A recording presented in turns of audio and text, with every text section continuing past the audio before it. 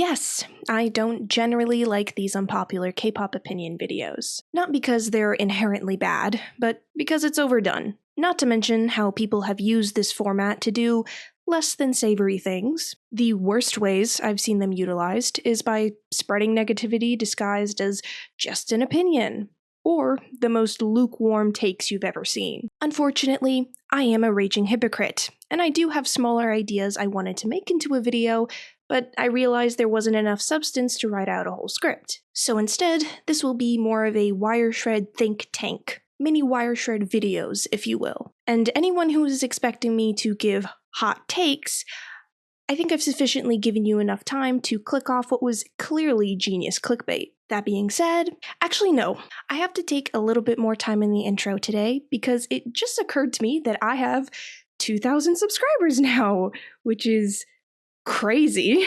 It happened so fast, and I couldn't be more grateful. I started uploading a little over 4 months ago, and I feel like I've already accomplished so much on here. A lot more than I thought I was going to be honest. I just wanted to take a minute and thank you guys. It means so much to me. Now that we got the sappy stuff out of the way, let's talk about number 1.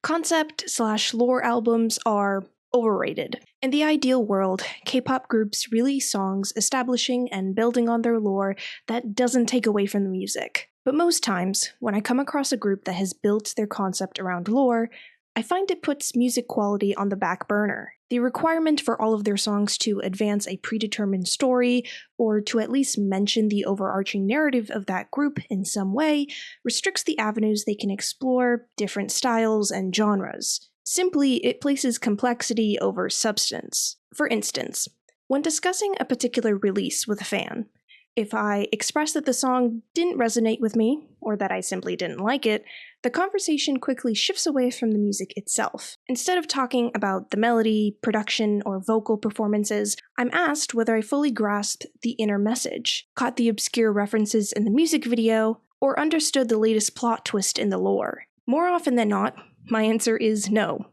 because those elements, while potentially interesting, aren't what I prioritize when listening to music. Lore can certainly enrich a K-pop group's discography, adding layers of meaning and engagement for fans who enjoy that level of depth. But it should never overshadow the music itself. A group's primary focus should be on creating high-quality music that can stand alone, regardless of the narrative it's wrapped in. It's a matter of priority.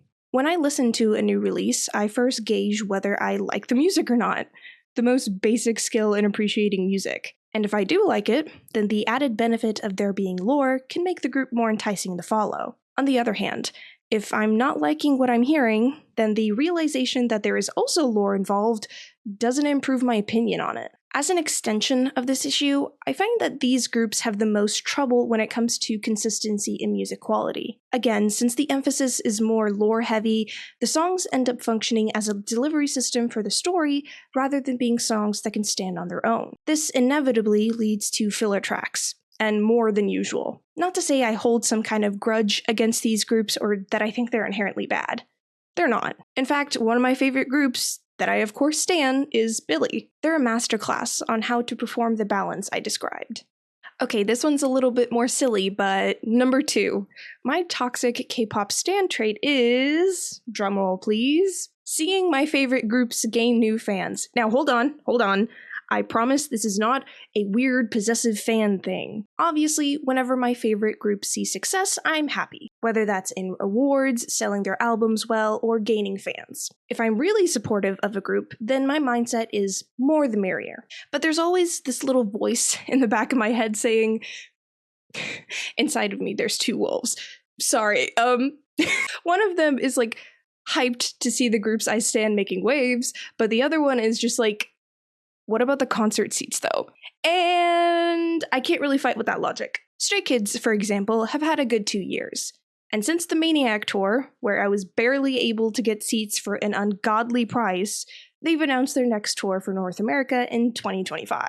And all I can think about is the eventual fight that's about to ensue when those tickets go live. Sometimes I wish I was back in 2022 after the Atlanta concert and still so very naive, promising myself that I would get VIP next time. Tough fucking luck with that one.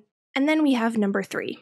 critiquing a community's behavior does not equal victimizing idols. I'm getting a little petty with this one, and it might be related to the Sakura video that I didn't expect to blow up or elicit the responses it did. But honestly, this idea is pretty general and isn't unique to that situation. The general situation I'm talking about is when an idol does something and finds backlash from the larger K-pop community. From this response, you'll find people who take it a bit too far, to put it lightly, which can cause the community to break into factions and start criticizing those whose reaction doesn't match the idol's transgression. Oftentimes, when a community's behavior is criticized, it's misconstrued as victimizing idols.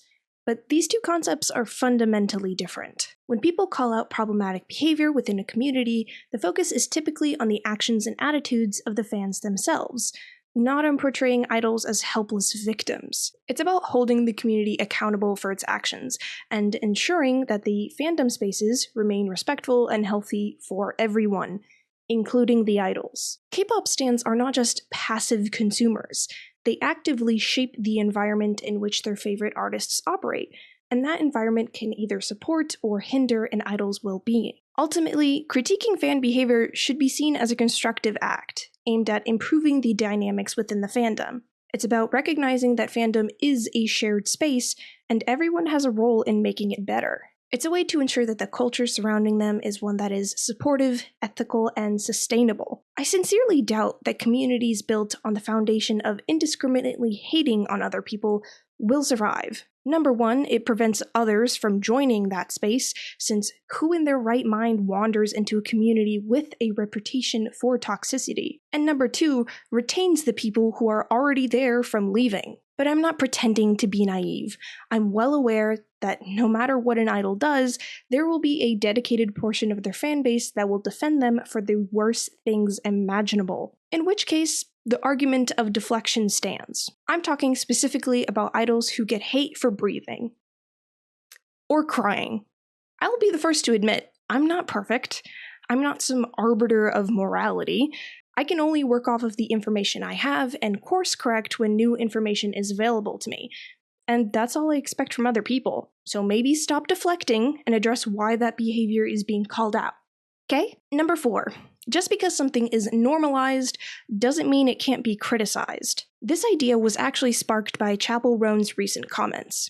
She spoke about the need for respecting personal boundaries, even for public figures like herself. She pointed out that the kind of behavior she experienced from some fans crossing boundaries, like yelling at her from their cars, getting angry at her when she rejects signing an autograph or hugging somebody, would be unacceptable in any other context, and should be treated as such. To my surprise, she had a lot of people disagreeing with her. Much of the responses relied on the fact that this behavior is normalized, should be expected, and thus isn't a valid argument. Obviously, I disagree with this sentiment. There have been plenty of examples of normalized ideas and beliefs that we've come later to justifiably condemn based on a further realization of the negative effects they can render. I see no reason why further scrutiny in a newer context would be unthinkable to some people. I feel like this discussion is also much needed on the K-pop side of things, not just in the lens of fan behavior, but as a general sentiment. For example, just because extreme dieting is normalized doesn't mean that people are barred from critiquing this practice. But that's a little too easy. Because international fans aren't part of that culture, so it's easier for us to accept this aspect of K-pop as problematic. But what about bullying idols? Because it is so widespread and expected once an idol crosses some arbitrary line that people barely even register when a section of the community ends up partaking in it, and sometimes is even encouraged. From an outsider's perspective, it's easy to point out flaws or wrongdoings that happen in the community, but rarely do we ever point the finger at ourselves, despite the fact that doing so would reasonably bring about the most change. I'm sure that this could easily apply to 100 other things plaguing the fandom space, and even in the broader sense of how we treat celebrities. But this is just my take on it. Number 6. K-pop ballad songs aren't nearly as appreciated as they should be because K-pop companies don't know how to utilize them correctly. Now, obviously, this is a topic that has been touched on before. The reasons a lot of people will explain that K-pop ballad songs don't tend to do as well as their, high energy counterparts is simply because people like upbeat songs more. Ballad songs also tend to lean more heavily onto the Korean language, and of course, since there is a language barrier between the Western audiences, it doesn't really grip us in the same way it might domestic audiences. But I think another huge factor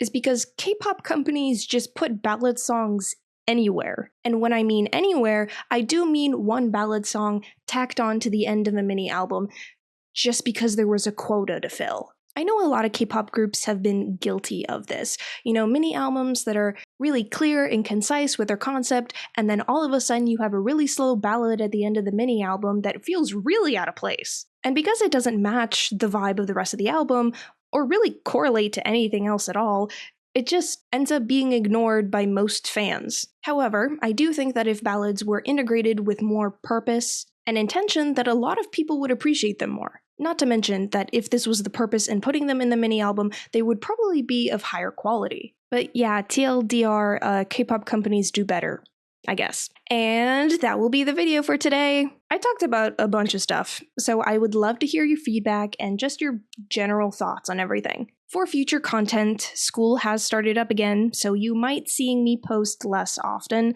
but I'll try to keep it up to at least one video a week. No promises though. Anyway, that'll be it from me for now. See y'all later. Bye-bye!